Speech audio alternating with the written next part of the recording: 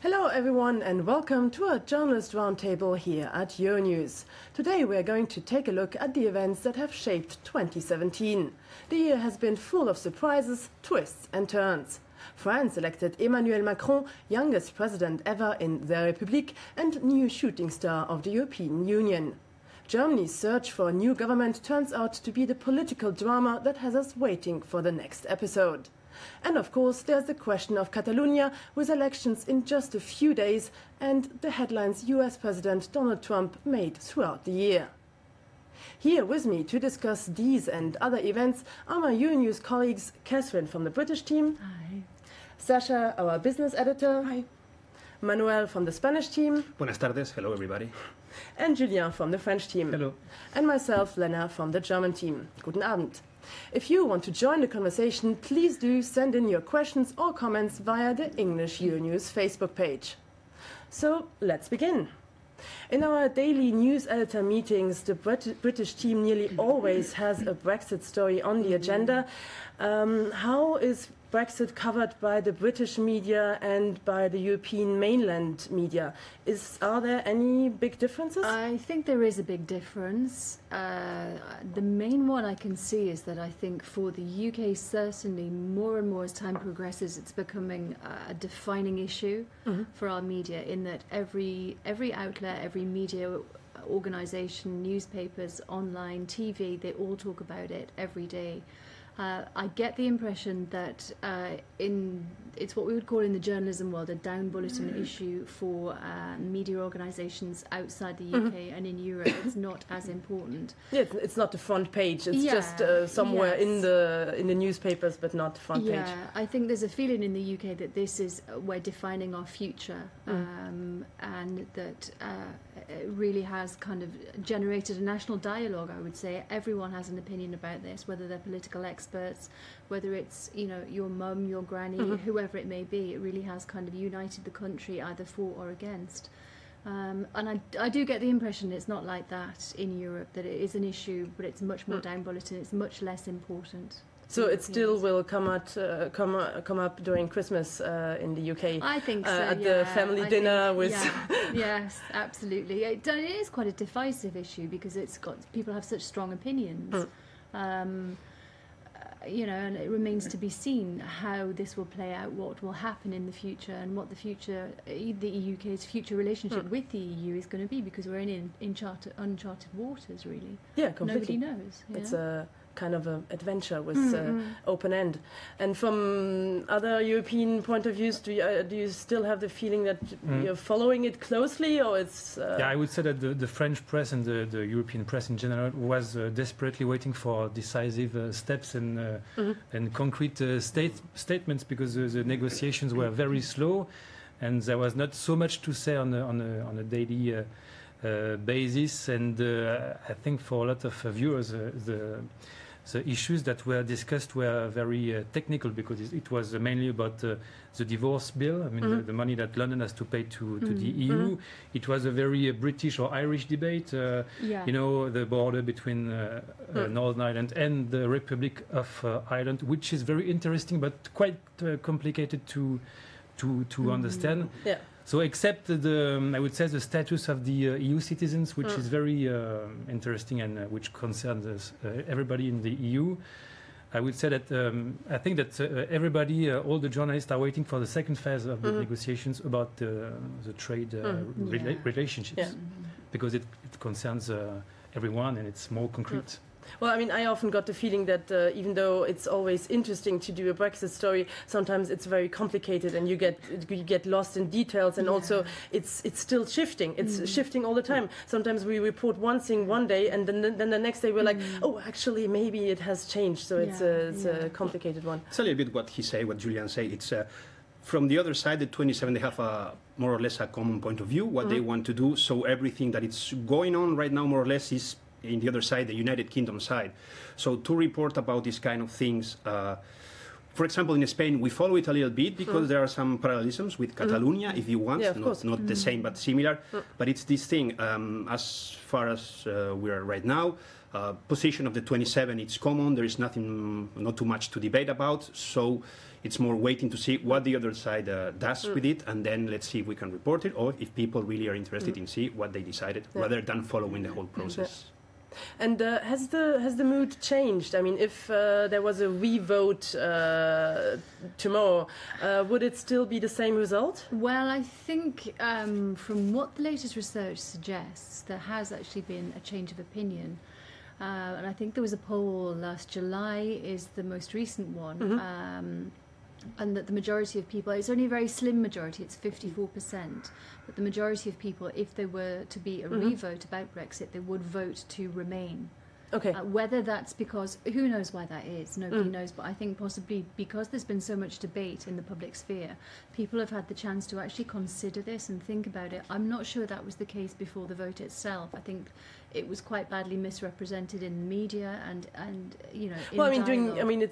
it's not during the campaign that the main themes and main problems came up. It's now. Yeah. So it's actually people now have the the debate chance to is think more about it, yeah. in depth than before. So yes, of course. So there would be a rethink, and then you know the whole thing's off, and we just remain with Brussels, and it's all just been a bad dream, really.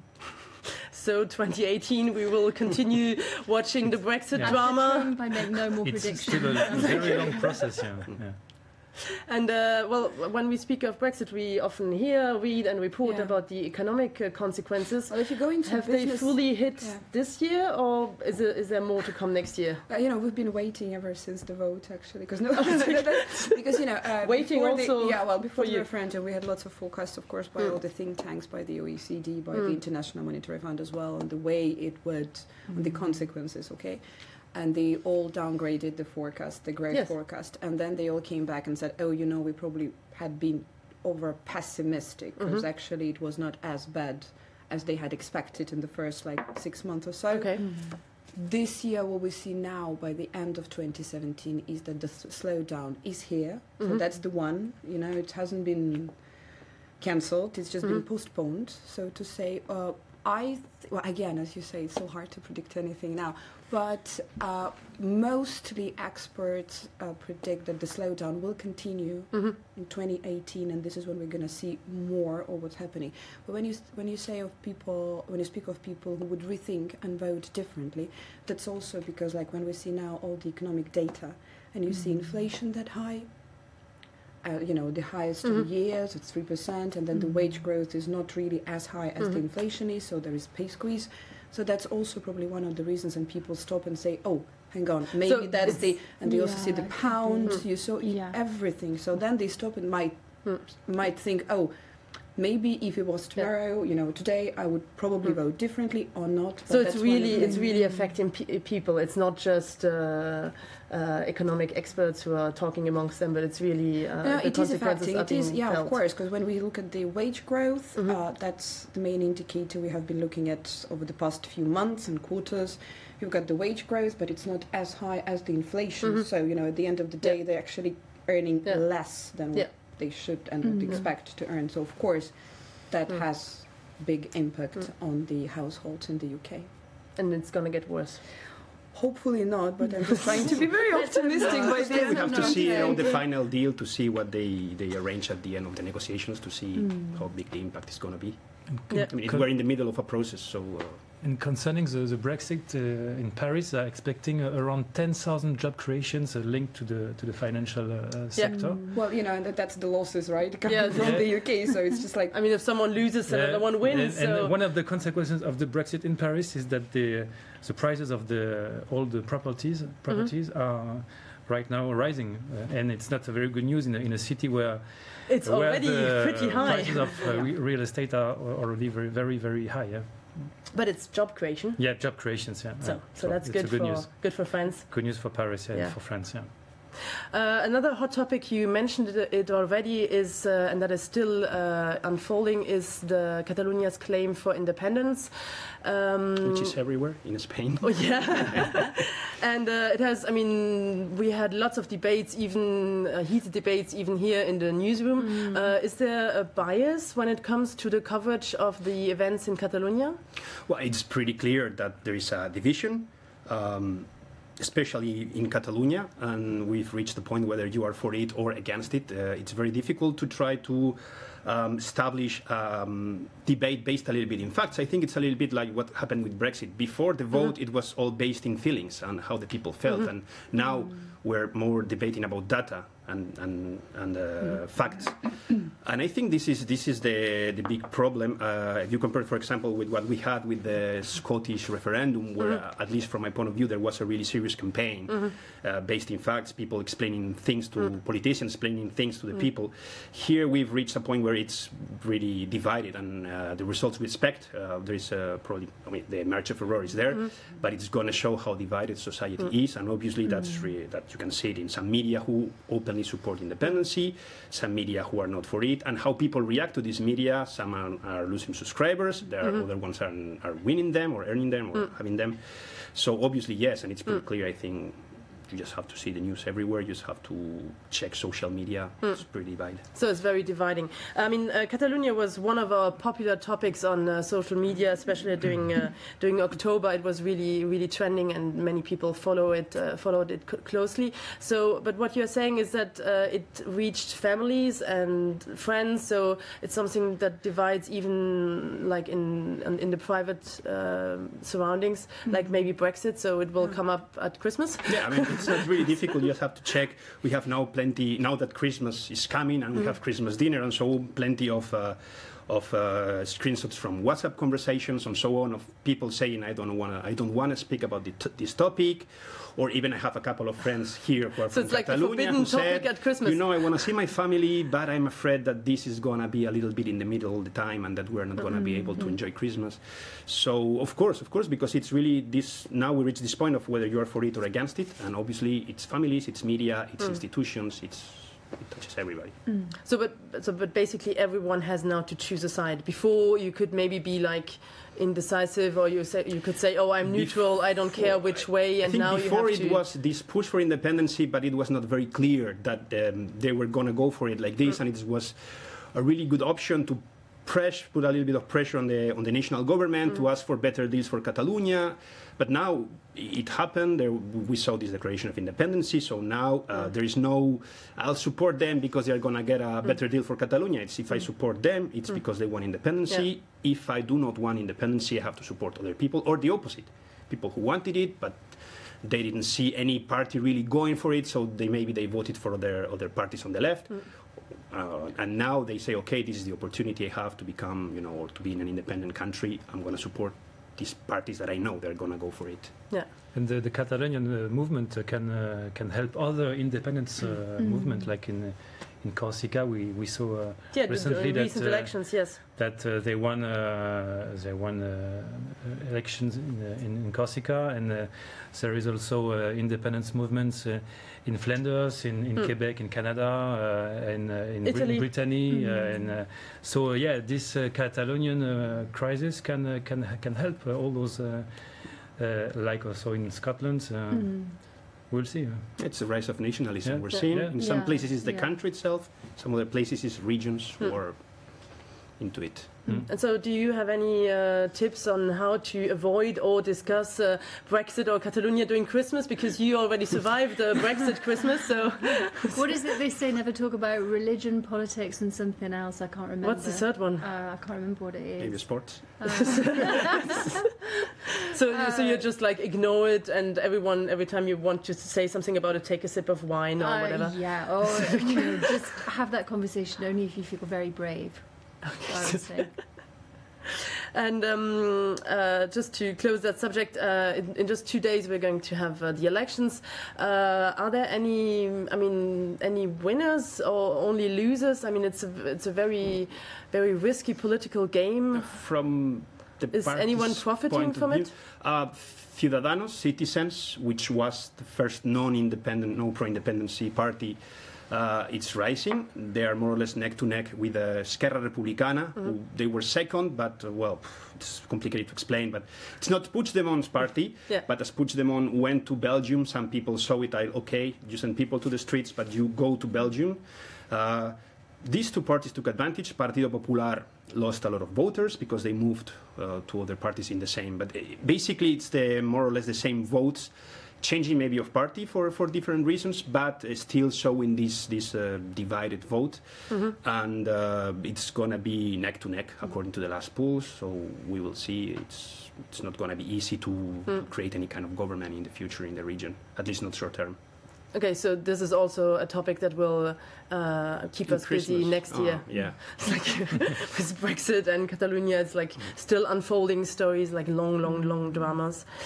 Well, another one that kept us very occupied was US President Donald Trump. He dominated the news lately with his decision to move the US embassy from Tel Aviv to Jerusalem. Some have argued that maybe he wanted to take away attention from the investigations into his ties with Russia. US President Trump, I mean, he was one of our trending news topics throughout the year. From January to December. Yeah, from January to December. And also one of our viewers, Saleh Abakar, is saying that for him, Trump is still the event of the year. So is he going, I mean, the whole Russian investigation is still unfolding with no consequences yet. Are there going to be any consequences for Trump next year? Is he going to stay in power, or do we have an impeachment on the horizon? Any guesses? No, I don't think he's going to leave before. He has been facing impeachment since the beginning, I would say. Because, yes. You know, you can on Google the first word that is linked to Donald Trump is impeachment. Oh, it's the first one that comes up. If you write Trump, there is impeachment.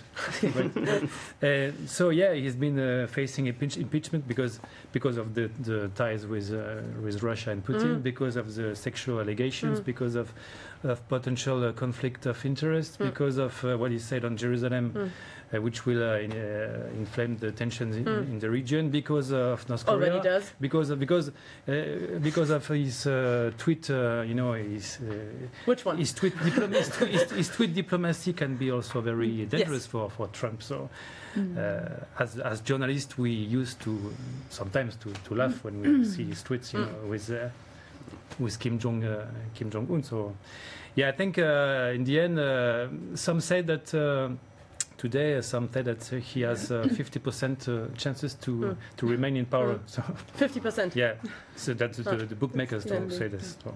Well, and because you mentioned Kim Jong-un, many viewers want to know whether, because we report a lot about the tweets and the exchange of words and threats and so on, but is there a real threat, or is it just a big argument? We did an interview for the English team about this, actually, with an expert from Washington State University, I think, and he said that the difference is that the regimes on both sides are rational, even if the leaders aren't 100% all the time.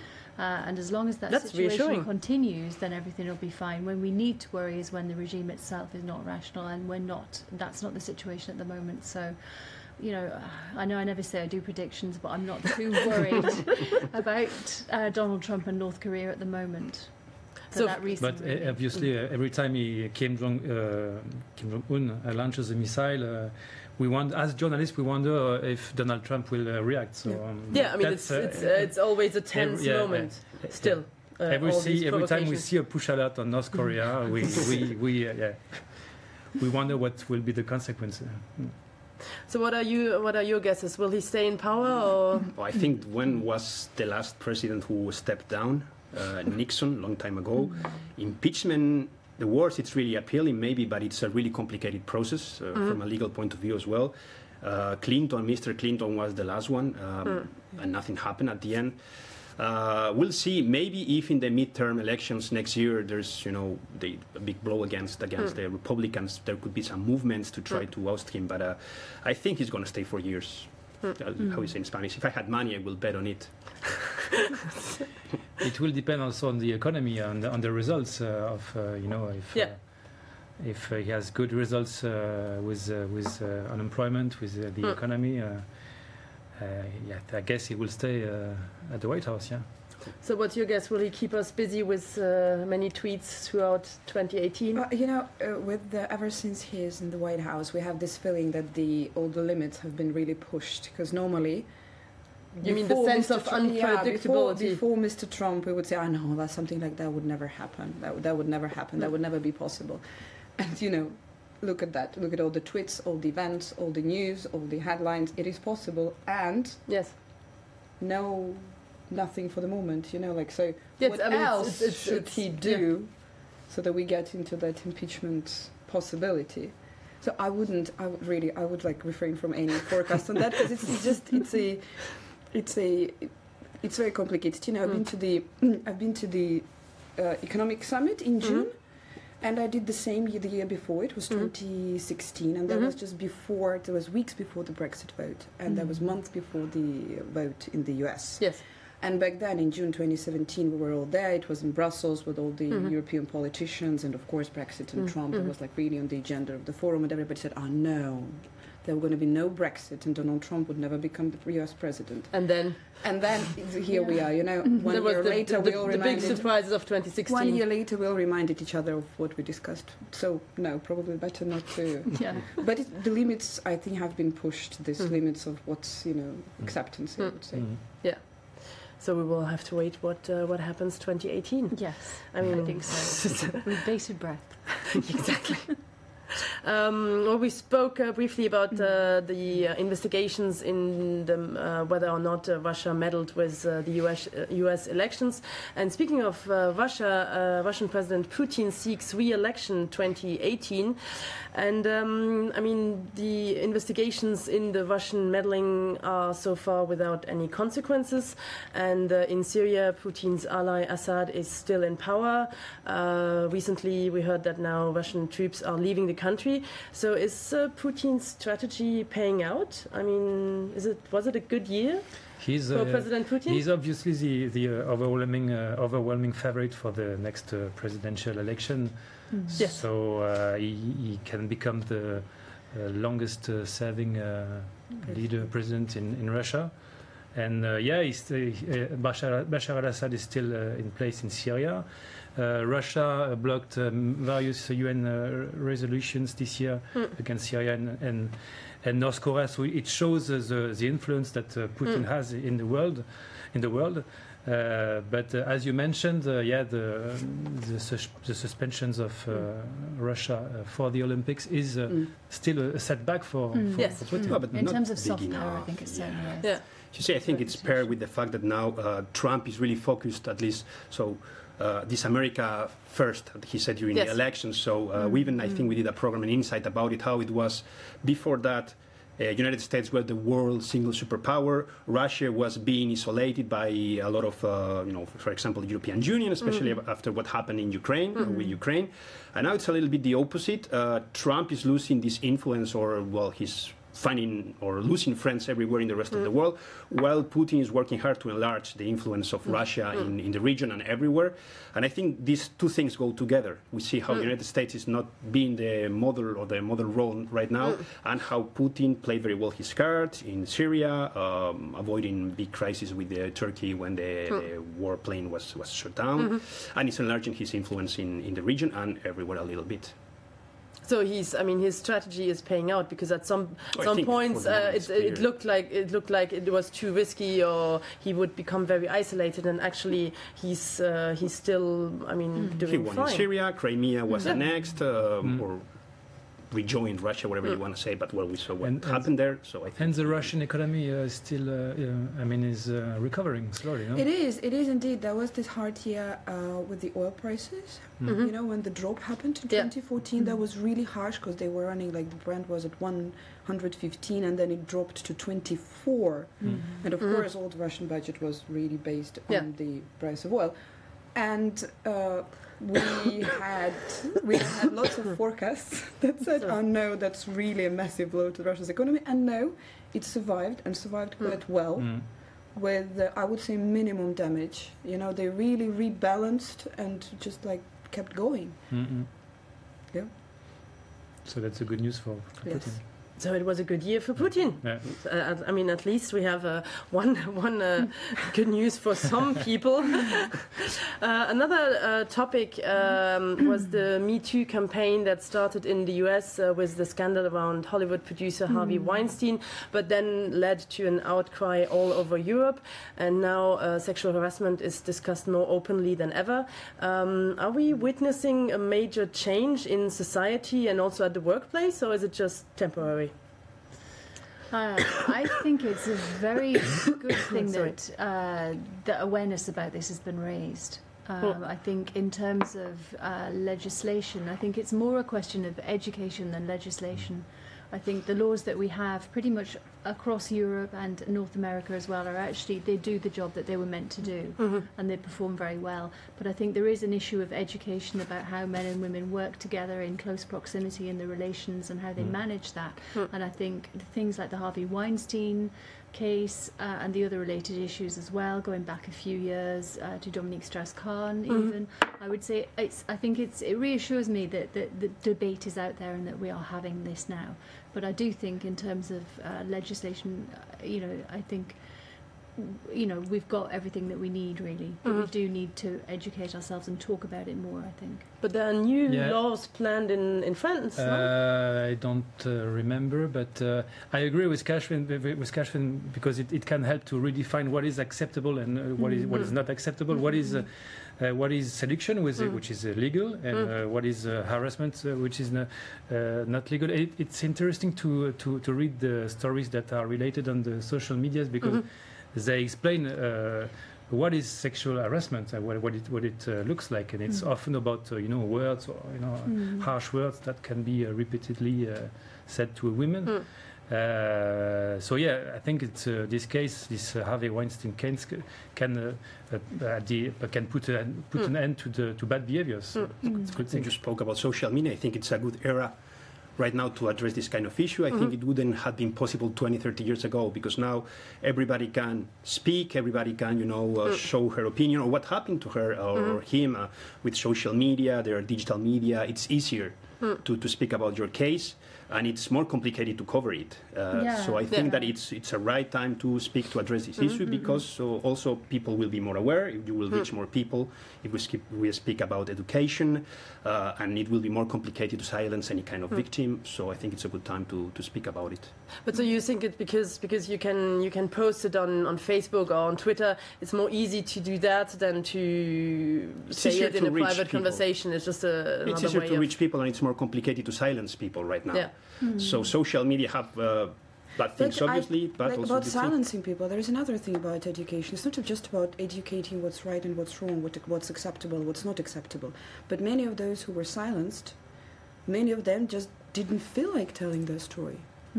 Because that's, by some means, by these societies, I don't know, by some... We might think that this is embarrassing to tell your story if it's something about that. And I think that this movement is a massive changer because exactly, it's not embarrassing to tell your story. You're not going to be judged. It's not going to be alone. And I also think what's very sad is that if someone had said something 20 years ago when this was going on, then the people who consequently have been subject to, I'm thinking of the Weinstein case, the people who've been subject to that behaviour since then might not necessarily have had to go through that kind of behaviour if something had been said 20 years ago. And I think that's sad, actually. But at the same time, I mean, recently we saw it with the women who spoke up against the president in Alabama, Moore, and they took a lot of heat. It took a lot of courage for them to speak up, and many people said they were liars, they were being paid, etc. So I mean, I am all for positivism, but I don't have the feeling yet that it is easier or much easier to say something or to really come out and say this happened or this. I still think it's a difficult challenge, and also maybe it's not only the victims or survivors who have to speak up, but also the others who have to change their way of behaving. I mean, because otherwise it's all on the victims and on the survivors. Like you have the responsibility to change everything. And you're like, that's in France we don't have the hashtag #MeToo. It's balance ton porc, so it means expose your pig in English. I don't know. Nice. I don't know if each country has its own hashtag for this. No, just because you don't like it, to use the English words. But expose your pig is like I mean, rat on them, tell on them. Yeah. But that's because Me Too, it's light, That's a but great- expose your pig is very. It's more harsh. about the victim, Me Too, whereas I suppose your pig is more active. It's more an aggressive kind of stance to take, I think. Some say it's deletion, so there is a debate in France because some say you don't have to. You have to go to say that to the police and not on Twitter. There is a debate in France, but what we can say and what we can't say. Well, I mean, and also I think there's going to be a new law in France about the age of consent, and also they were talking about the law against harassment in the streets, but where obviously it's very difficult to how do you? Police, I think. Yeah, I mean, how do you say? Well, he said, and I mean, it's kind of difficult. We have a question for you, Manuel, coming back to Catalonia from Sehang Nembang. Why can't Catalonia get independence from Spain? Here we go. Let's tell me. You thought you were off the hook, but no. The problem is no, why can't. The problem is how to do it. This is the problem. It's first of all a legal issue. You have to change the constitution. But the problem we had here, and I think that's why, for example, European Union and other international partners said we don't want to have anything with this. It's how it was organized, how the vote was organized. Then we saw what we saw: policemen in the streets. Of course, that was ugly. That was awful. But if you want to do something legit, the way it was organized, it was not the best way. No debate. No, there were some observers, yes, but observers invited by the Catalonian government. So this is the thing. It's a big change. Independence is a big change. We said the same about Me Too, and we're still in the process.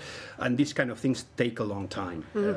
Trying to be in independent country, for me, it's legit. The way you do it, this is the big problem. You cannot just push something like this and we organize a vote, and this is like this, and it's a legit vote, and we won, and now everybody has to accept us.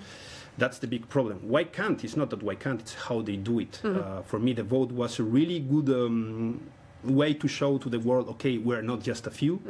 We are a lot of people who want independence. The problem is it showed the situation. How they acted or how they used this vote afterwards. That's why it was cut. But European Union said we don't want anything. United States said we don't want anything with you. These kind of things. So it's a matter of organization. It's first of all a matter of time. Then we will see in these elections how divided it is, because obviously you have 70% of population who wants independency. At one point, even if it's Mr. Rajoy who doesn't want to speak about it, he will have to sit down and speak. The problem is, do we have this massive push for independence? It's really 60, 70, or it's a massive desire of Catalonian people. This is the question here. We will see a little bit this in 2 days, and then we will see. Speaking of elections, the elections in Germany seemed to be a done deal. Everyone expected Chancellor Angela Merkel to stay in power. And now, a few months after the elections, she's still trying to form a government, and it gets more complicated every week, basically. And the big parties in Germany, like the Conservatives and the Social Democrats, seem to have lost in influence, while radical parties are on the rise. And that's not only the case in Germany, but also a little bit the case in France. I mean, in France we had the also a very dramatic and surprise election with Emmanuel Macron, and Macron's election in May was also one of our top trending topics. So people were very interested in the French drama. So what is happening? Is there a major shift? I mean, for sure, because obviously in France we know that neither the party, the Socialist Party, nor the right Conservative Party qualified for the second round of the presidential election. We remember that the far-right party, the National Front, attracted a record of voters for this election and got to the second round, and then gained 8 seats at the National Assembly, which was also historical. And we know that Emmanuel Macron, who is very young and was a new party. Won the election. he embodies a new, a new generation of leaders, a new way to do politics. So yes, there is for sure, I think, a change in the political landscape because all those, I mean, the economic crisis, the migrant crisis, the terrorist attacks, all this lead to some changes also in Spain. And so are the traditional parties losing in influence in Europe? Are they taking hits through the economic crisis that we had in the past years? And I think it's all part of the political cycle, really. If you look back through history, there are always periods where it's more liberal and then it goes more extreme. And I think it is linked, I think Julien is right, to the economic conditions as well. I think people have a habit to kind of build walls around what they have if they feel threatened. If they are fear, if there's fear, it's quite natural. Yes. And I think we have seen the rise of kind of more extreme parties across Europe as well. But I think hopefully with the election of Macron in France, that is a kind of, that's a glimmer of hope in some ways. That people are more prepared to accept that there is a middle way through this. Time will tell. We'll see what happens, really. Yeah, and I mean, even in Great Britain, it's not really sure how it's going to unfold with the different... No. I think our extremist parties aren't particularly extreme compared to some that you have more of a kind of demarcation, I think, in Europe than we have in the UK. So I think we've always been a much more liberal country with a small L and a capital L as well. So I don't think you can compare the UK and other countries around Europe in terms of their political tradition like that, because I think we always have had more of a tradition of the centre and liberal politics. So if we assume that the economic situation is influencing and sometimes not helping the traditional parties, it depends, will it... The better things go, the more chances you have that the vote would be for traditional parties, for those in power. This is what we've seen over the recent years. And, when there is crisis and troubles happening, this is what we have seen through the south of Europe over the recent years. That's the perfect, illustration. We saw Spain a few years ago. I don't go into Catalonia crisis right now. I mean, a few years ago we saw Spain, the situation there. We saw Italy, south of Europe, the most hit by the crisis. And this is what you can see afterwards in the vote. Then we saw Germany, of course, the Netherlands, another example, Austria. So I think that's very natural, actually. That's the way it works. It's just our nature. Yeah, but it's not only related to economy, because Germany is doing quite well, of course, economically, and also Austria is not too bad. So it's not only but it's related to what's economy, but it's maybe it's what you said about people, social threats, social threats and feelings and. Loss of sovereignty. Yeah, it's all societal it's all a big mix. Societal changes and. Yeah, well, I mean, we will. In Germany, there are still talks. They're still talking and talking. So I think maybe we can expect some news 2018, and then there will be. But it's as you said, we were way more worried in the run-up to the French election rather than to the run-up to the German election. We were more. That was the surprise of the year. Yeah, because in the after Brexit, after Trump, in spring when it was just the run-up to the French election, we were all like, okay. Get ready, it's coming. So whilst when it came, it was about Germany, everybody was more or less like, okay, yeah, everyone was, it's Germany. It's a done deal, it's going. Yes, kind of. And then look at, Yeah, see? Yeah. We're full of surprises. Absolutely, yeah. But in Germany, it seemed to be also the end of an era with the state victory of Merkel. So. I don't know yes. I mean, but I mean, there's definitely also the aspect that if you have someone who stays in power for a long time, after some time, even if he or she has done a good job, it just wears off. People just what get. If it's better? So, but I mean, and she hesitated a long time before seeking re-election this time. So we will see whether it was the right choice or not. And last but not least, let's finish with the most difficult question of the evening, because let's finish on a cheerful note. And I wanted to know, what was your good news story of the year? And before we started the debate, you all told me that you spend hours on Google, and we confess. so nothing good happening in the world? Come on. I found a nice story. Julien, save us. No, because I found a nice story because it was on Rwanda. We know that Rwanda was affected with ethnic conflict in recent years, but Rwanda launched this year a comedy festival, and we as journalists were used to receive, sad stories from Rwanda, and this time it was a refreshing story, so I felt it was a nice story. Well, at least some good news. Catherine? I think I know your answer. I do. Harry and Meghan. Yes. And I think, and it's also, you can actually gauge the effect that royal stories and the royal family, that it has on the kind of the national mood. Because the estimate that the royal wedding weekend in May is going to bring in £1 billion profit for the country in terms of increased tourism and, increased involvement and activity. So you can actually gauge the fact that it is good news with this one. But I mean, everyone loves a royal story in the UK. We moan about them, but everybody loves them. So does everyone abroad as well, because it's all everyone they ever want to talk to you about is the royal family. Yeah, the role of monarchy is questioned in a lot of countries. In the United Kingdom, they are loved. Yes. Yeah. So there will be everything, the mugs and the plates and the tea towels And a lot of money. Good. And also, apparently, Harry is having a stag do.